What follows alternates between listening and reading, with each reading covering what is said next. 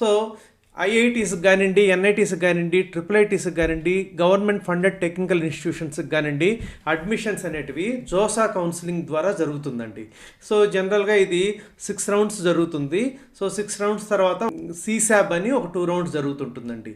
So ఈ admissions అప్పుడు మనకి ఈ ఎన్ఐటీస్లో హోమ్ స్టేట్ కోటా అని, అదర్ స్టేట్ కోటా అని 2 రకాలుగా ఉంటాయండి.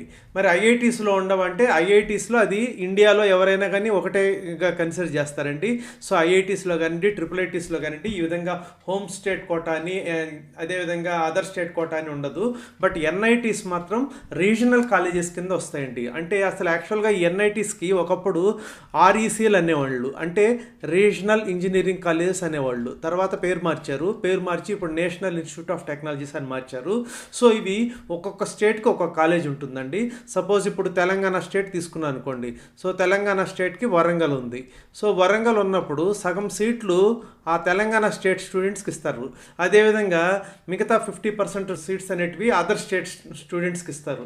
అంటే TS students, Telangana state students వచ్చేసి 50% ఆఫ్ ద సీట్స్ రిజర్వ్ చేసి ఉంటారు. అదర్ స్టేట్ అంటే మిగతా అన్ని స్టేట్స్ కలిపి ఒక 50% ఆఫ్ ద సీట్స్ రిజర్వ్ చేసి ఉంటారు. సో ఈ కోటా మార్చడం అనేది జరగదు. అంటే తెలంగాణ స్టేట్ కోటాలో మిగతా స్టేట్ పిల్లల్ని చేర్చడం అనేది ఉండదు.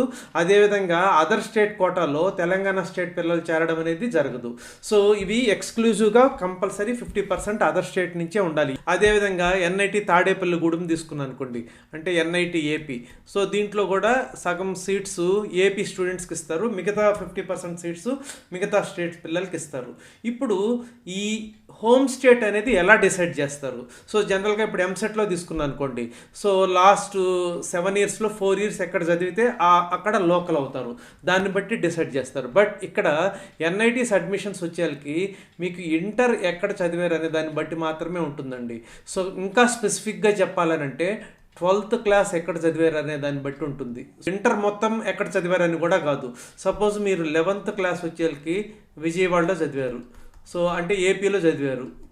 అదేవిధంగా 12th క్లాస్ వచ్చేకి హైదరాబాద్లో చదివారు, అప్పుడు మీరు హైదరాబాద్లో చదివారు అనుకోండి. సో దెన్ మీరు తెలంగాణ స్టేట్ లోకల్ కింద వస్తారు. సో అందుకని మీకు హోమ్ స్టేట్ వచ్చేసి తెలంగాణ స్టేట్ అవుతుంది. సో 12th ఎక్కడ చదివితే అది మాత్రమే కన్సిడర్ చేస్తారు.